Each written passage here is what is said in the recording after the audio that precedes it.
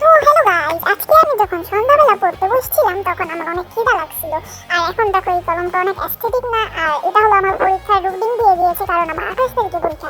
আর আজকে আমি ক্লে বানাতে গিয়ে ফেল করেছি, আর এখন আমার অনেক খিদা লাগছিল।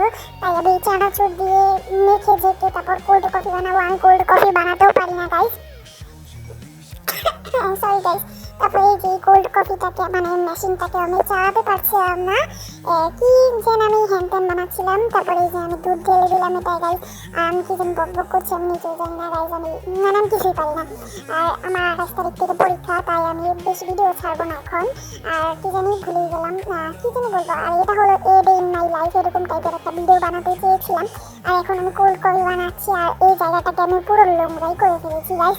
তাই এখন থেকে আমি অনেক কম ভিডিও ছাড়বো। আর আমার কোল্ড কফি তৈরি হয়ে গেছে গাইস। আর তোমরা কিন্তু আমার চ্যানেলটাকে সাবস্ক্রাইব করে দিও, লাইকও করে দিও। আর এখন টাটা হয়ে যাই।